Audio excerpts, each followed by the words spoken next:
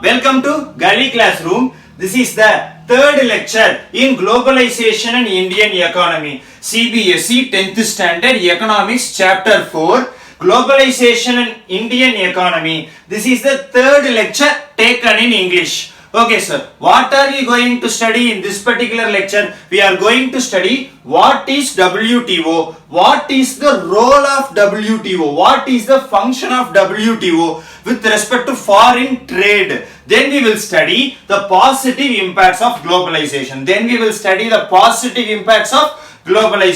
First, let us look at what is WTO. WTO means World Trade Organization. It is an international organization which aims to liberalize trade. It wants to keep trade unbounded by trade barriers. It wants to keep trade not held by, not restricted by trade barriers. It wants a free trade market, a free market policy. So WTO is an international organization that aims to liberalize trade. Sir, with whose initiative did they start WTO? WTO started by the initiative of the developing countries. It was established in order to check whether all the countries are following the rules set by it. What kind of rules? Rules regarding international trade. Rules regarding international trade which ensure all countries support free market policy. The trade between the countries must be free. Free market policy must be followed by all the countries. WTO not just establishes the rules with respect to free market policy. It also checks whether all the countries are following those rules. Also it says that all barriers to WTO says that all barriers to international trade and foreign investment are harmful. The trade between the countries must be free and it supports free market policy. Nearly 160 countries are members of WTO. But remember that WTO was started as an initiative of developed countries. So WTO has expected is partial to developed countries when compared to developing countries. WTO is partial to developed countries when comparing to developing countries. So, in practice, developed countries are allowed by WTO to retain unfair trade practices like retaining trade barriers. But WTO has been responsible for forcing developing countries to remove trade barriers. WTO has been partial to developed countries and the developed countries are allowed to retain trade barriers. But the same WTO has forced developing countries to take away their trade barriers. So developed countries are having trade barriers which are supported by WTO. Developing countries are not having trade barriers because they are forced by WTO to remove these trade barriers. So WTO is partial to developed countries. Sir, give us an example for this. Let us go to debate on trade practices with respect to agriculture, free and fair trade. In developed countries, farmers are getting massive sums of money from their government for the production and export of agricultural goods. Because these farmers are getting massive sums of money from the government, they are able to sell their products at abnormally low prices. The other farmers in developing countries are not able to compete with this abnormally low prices, and this is negatively affecting the farmers in the developing countries. Right? So WTO, though it talks about free and fair trade, it is not essentially a free and fair organization. Even though it is talking about free and fair trade, it is not essentially a free and fair organization. Okay sir, let us look at the positive impact of globalization with respect to India. Investment in India, foreign investment in India has always been beneficial for MNCs.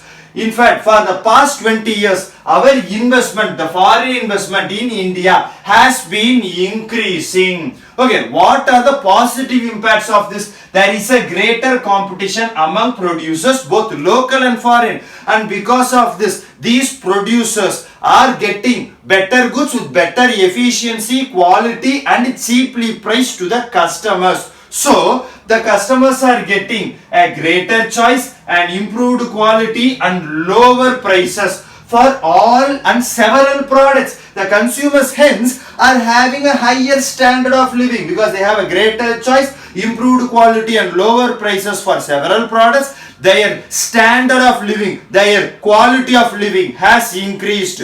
We have already seen that for the past 20 years, the foreign investment in India is increasing. Because of this, we are getting new jobs and the local producers are getting new raw material supply contract. New raw material supply contract to whom? To the multinational companies who are setting up their factories in India. Raw material supply contract to the multinational companies who are setting up their factories in India. And there is also a boost in cell phone sales, automobiles, electronics, soft drinks, fast foods and the banking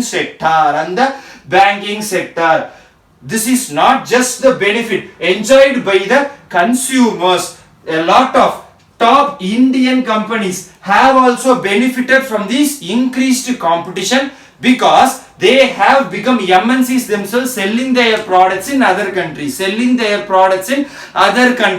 So, what are the benefits which the Indian companies reaped from foreign investment? The introduction of new technologies are happening. Also, latest production methods are adopted. We are using global production standards, which is helping to increase the quality of our products. Also, India is doing successful collaborations. Indian companies are doing successful collaborations with the foreign companies. Example, Mahindra and Mahindra collaborated with Indian company. Mahindra and Mahindra collaborated with Ford, an international company, Ford. Why? To set up a production plant in Chennai. The emergence of Indian companies as MNCs is happening due to a lot of free market policy and foreign trade. Sir, give us a couple of examples where Indian companies are doing good business as MNCs, multinational companies. Okay. In Tata Motors has established itself as an international automobile company. Sundaram Fasteners has established itself as a nuts and bolts manufacturer, a competitive international nuts and bolts manufacturer based in India. Ranbaxy has established itself in medicine industry. Asian Paints obviously has established itself in paint industry. Finally, Infosys has established itself in IT, information technology industry. These are some MNCs from India. Okay, sir, you just talked about information technology industry. India has benefited a lot from information technology industry, from the explosion, from the growth in information technology industry. Let us look a couple of points about it. Globalization has boosted IT services in India.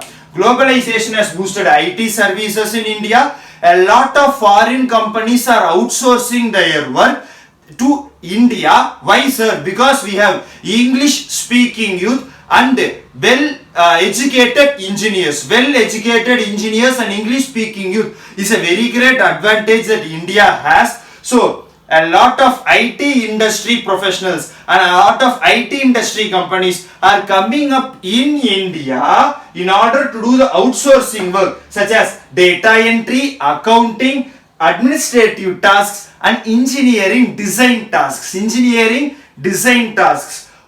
For example, a London magazine obviously is being sold in London, but its website can be designed in India. The actual magazine itself can be designed and produced in India because it is cheaper over here. All design and production oriented work can be done. All design and software production oriented work can be done cheaply in India and also cost effective. in India. Yeah, that's basically the end of this lecture. So in this lecture we studied about what is WTO, effects of WTO. Also we studied about the positive impact of industrialization in India. Okay, how to study this unit, sir? Concentrate on WTO has a 2 mark. Also concentrate on impacts, positive impacts of globalization in India has a 3-star question, Hope you guys enjoyed this lecture. If you like this lecture, subscribe to us, click the bell icon, recommend our channel to your friends. Let us grow together. Cheers and thank you. Thank you for listening to me. Thanks, Tangam. See you guys in the next lecture. Thank you, Tangam.